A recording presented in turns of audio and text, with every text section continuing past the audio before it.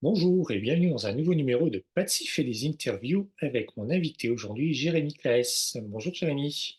Bonjour Patsy, bonjour tout le monde. Merci d'avoir accepté mon invitation pour parler de ton premier roman. Voilà, le visuel va apparaître là quelque part pendant qu'on parlera. Il est sorti chez Héloïse d'Ormesson. Est-ce que tu es content de l'accueil et des retours? Je serais vraiment difficile si j'étais pas content. L'accueil est merveilleux et les premiers retours sont fantastiques. C'est vraiment génial, quoi. Pour l'instant, je suis en train de vivre un rêve éveillé. C'est pas que c'est inattendu parce que je pense que tout simplement on s'attend jamais à rien, mais ça va au-delà de mes espérances, quoi, de toute façon. Dans la vie, tu es caviste et chroniqueur. Oui. Qu'est-ce qui t'a fait sauter le pas? Est-ce qu'il y a eu un déclic pour te dire, allez, là, je me mets sur mon premier livre? Je prendrais plutôt le truc à l'inverse, en fait. La question est de savoir pourquoi j'étais caviste. L'écriture, ça a été ma vocation depuis toujours. C'était quand on me posait la question à 12 ans de savoir ce que je voulais faire quand je serais grand, je répondais écrivain, à la grande surprise de tout le monde d'ailleurs, mais ça ne m'a jamais quitté. Là, tu t'es lancé. Oui, je me suis lancé, évidemment, on vit, on a tous des parcours de vie qui font que c'est plus ou moins difficile d'avoir le temps de le faire et surtout la disponibilité d'esprit. Et il m'a fallu peut-être tout ce temps-là pour que ce projet mûrisse et pour qu'il finisse par aboutir. C'est un projet d'envergure donc ça met du temps, ça met du temps tout ça. Comment tu as eu l'idée de départ, on va dire, avec les suprémacistes blancs? Alors, ça s'est passé un petit peu en 2 temps, si tu veux. La première idée qui est, l'idée maîtresse, et qui est celle de la toute fin et donc je ne pourrais pas parler, ici. Je l'ai eu il y a très, très longtemps et c'était, indépendant du thème des suprémacistes et le thème des suprémacistes est arrivé, lors de la 1re campagne de Donald Trump.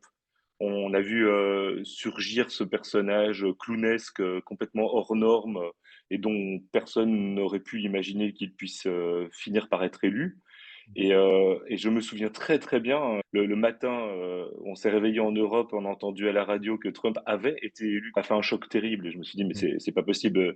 La plus grande démocratie occidentale est en train de basculer dans un truc inimaginable et on savait pas vers où on allait. Et le phénomène des suprémacistes, à proprement parler, et pour moi, cristallise en fait tout ce qui représente la haine, le racisme, l'antisémitisme, le virilisme, l'homophobie, etc.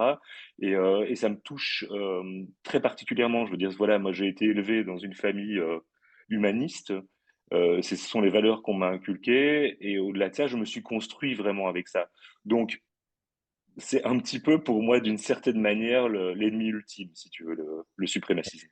Une fois que tu as eu cette idée, le début et la fin, le développement s'est fait naturellement, on va dire, où il y a eu beaucoup de recherches déjà, j'imagine.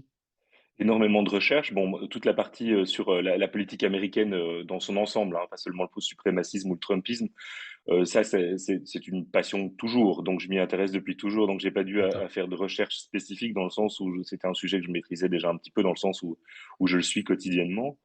Mais évidemment, j'ai dû me documenter. Bon, il y a toute une partie qui se passe pendant la Shoah à Auschwitz. Là, par exemple, il était inimaginable pour moi de ne pas être documenté à fond, parce que je m'estimais déjà finalement assez peu légitime pour écrire sur le sujet. Et donc j'ai lu énormément et puis je suis allé à Auschwitz aussi. Je me disais que je ne pouvais pas écrire sur ce sujet sans sans en connaître un minimum, quoi. L'écriture en elle-même, si tu veux, on dit souvent qu'il y a deux types d'écrivains. Il y a les écrivains architectes et les écrivains jardiniers. Donc les architectes qui bâtissent toute leur intrigue scène par scène, chapitre par chapitre. Les jardiniers qui plantent des graines et qui attendent de voir ce qui pousse, quoi.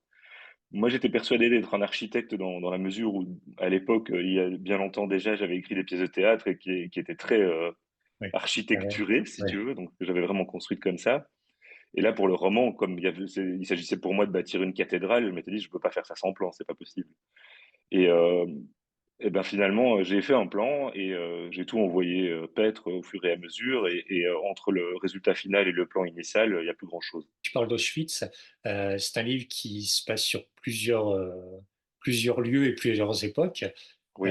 Tu l'as écrit dans le sens de la lecture, comme nous on le lit, ou tu as d'abord, je sais pas, écrit ce qui se passe aux États-Unis, puis ce qui se passe à Auschwitz? Pour des raisons strictement pratiques, j'ai grosso modo écrit dans le sens de la lecture. D'acc Sauf les parties Auschwitz justement.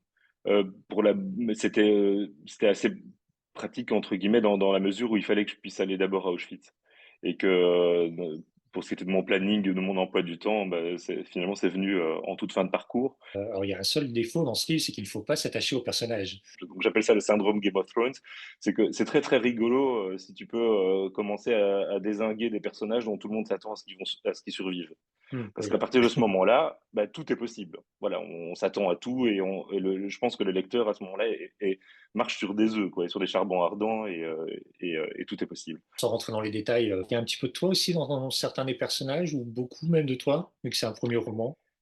Ce qui est vraiment très marrant, mais je pense pas être le seul à te dire ça, j'imagine, c'est qu'au départ, je pensais qu'il y avait rien de moi, c'est de la pure fiction et donc je me disais que finalement il y aurait pas grand chose de très, très personnel et c'est tout l'inverse qui se produit à l'arrivée. Le personnage de Bernard Solane est un mélange finalement, entre quelqu'un qui existe, vraiment, qui était, mon professeur en vin puisque comme tu l'as dit, je suis caviste et qui est devenu un de mes meilleurs amis et mon père, spiritueux comme je l'appelle. Au départ, je m'inspire de lui et puis finalement, il y a beaucoup de moi aussi dans ce personnage. Le côté épicurien, amoureux de la vie, dévoreur d'existence. Bon, bah, voilà, là, ça me ressemble aussi.